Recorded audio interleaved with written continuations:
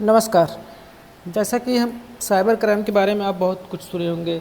आपके पास फर्जी कॉल भी आई होगी कि भैया ऑनलाइन शॉपिंग के लिए या कुछ और पैसा काटने के लिए या पैसा कट जाने के लिए मैसेज आया होगा। तो मैं बताने वाला हूँ गूगल पे और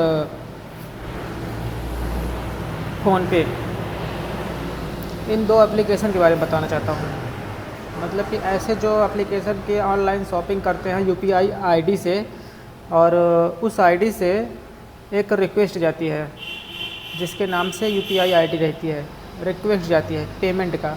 अगर वो रिक्वेस्ट एक्सेप्ट करके और पासवर्ड डाल देता है तो पेमेंट कट जाती है। तो ऐसे में लोगों को ये लगता है कि उसका पैसा कहीं कट गया है। तो दरअसल ये होता है कि जितने भी साइबर क्राइम मतलब करते हैं, ऐसे फर्जी कॉल करते हैं कि भैया आप एटीएम नंबर दे दीजिए, सीवीवी नंबर दे दीजिए, पासवर्ड बता दीजिए। तो ऐसा आपको कतई नहीं करना है।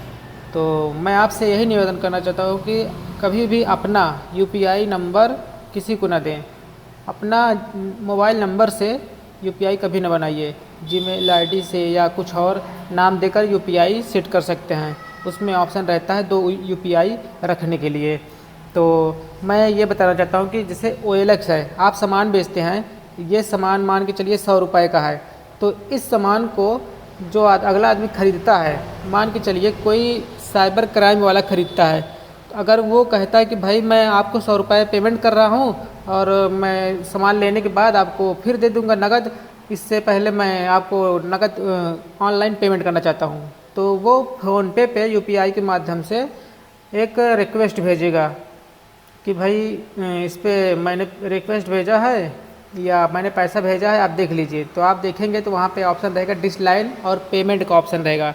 तो आप डिसलाइन कर दीजिए, पेमेंट कभी ना करिए, क्योंकि वो रिक्वेस्ट भेजा है आपसे पैसा लेने के लिए, ना कि देने के लिए। ठीक है, तो ये चीज़ बहुत सावधानी से समझिए।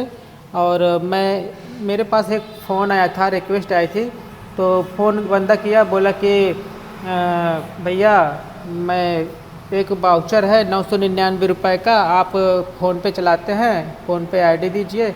मैंने दे दिया।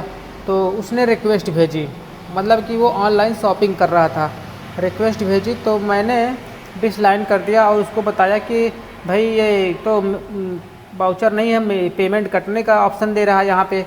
तो फिर क्या हुआ, फिर भाई भद्दी भद्दी गालियाँ दिया गया उसको, तो वो फ़ोन काट दिया, फिर तब से किया ही नहीं। तो ऐसे फ्रॉड से बचने के लिए आप अपने फ़ोनपे और गूगल पे पे पासवर्ड रखिए और लोगों को बताइए कि भाई ऐसा ना करिए। मतलब कि साइबर एक्सपर्ट से पूछकर या किसी जानकार से इसको सीख लीजिए, फ़ोनपे गूगल पे चलाना। अगर आप एक्सपर्ट हैं तो कोई बात नहीं, नहीं है तो आप सीख सकते हैं किसी भी से, अपने आसपास पड़ोसी दोस्त यार से। लेकिन कभी भी पेमेंट ना करिए, डिसलाइन कर दीजिए।